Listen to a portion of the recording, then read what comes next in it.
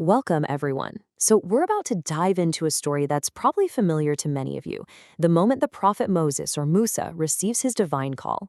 But we're going to look at it a bit differently today, not just as a story, but as the Quran presents it, a really powerful step-by-step case study in how divine guidance actually shows up in someone's life and completely transforms them from the inside out.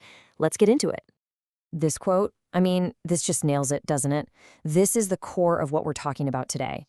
We're moving away from the idea of guidance and into the raw, real, human experience of revelation. This is the story of how God takes an ordinary person, fear and all, and turns that fear into what one scholar called firepower. So where does a story this massive even begin? You might expect it to start in some grand temple or a palace, but it doesn't. It begins in the dark, in the middle of nowhere, with a man who is simply trying to help his family survive the night. The story in Surah Ta-Ha kicks off with this question. And before we even translate it, let's just take a beat and sit with the Arabic for a moment.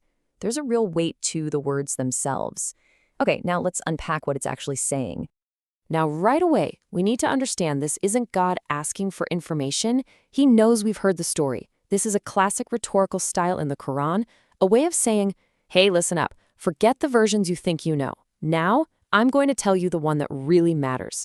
It frames the whole thing not as just a story, but as a direct lesson for us. So let's really picture this scene. Musa is out in the desert with his family. It's cold, it's dark, they're lost. He spots a fire off in the distance.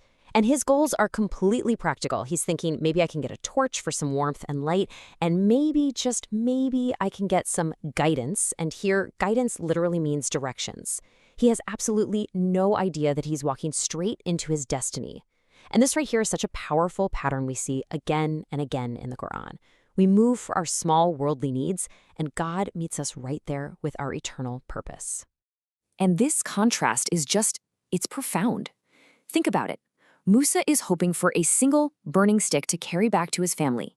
Meanwhile, Allah is about to hand him a revelation that will guide not just him, but millions of people.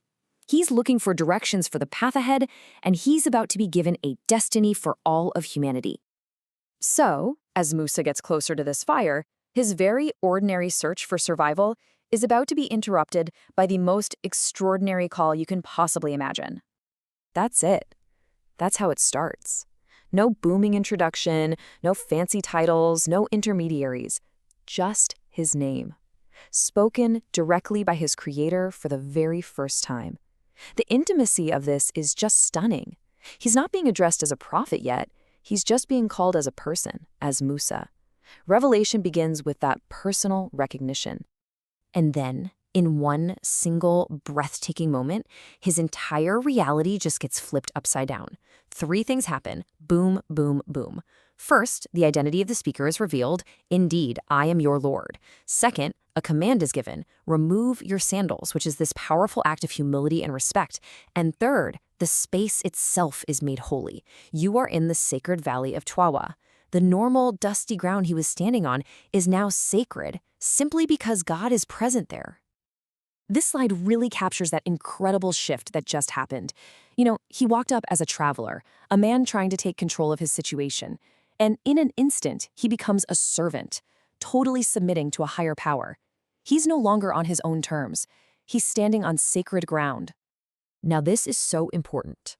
Before God gives Musa this huge, life-altering mission, a foundation has to be laid. He doesn't just send him off. First, he gives him what is essentially a core curriculum of belief and practice. Can you imagine hearing these words? This statement is just staggering. Musa didn't apply for this. He didn't ask for it. He probably felt completely unqualified. But Allah says, I have chosen you. Prophethood isn't something you earn, it's a divine selection.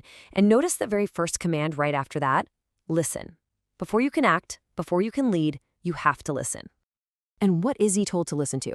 Well, here it is, the curriculum. Step 1, the absolute core of faith. Tawheed, the oneness of God. Step 2, the purpose of it all, worship. And step 3, the practical connection, establish prayer to remember me. The message here is so clear. Any mission, any activism, if it's not built on worship, it's going to collapse.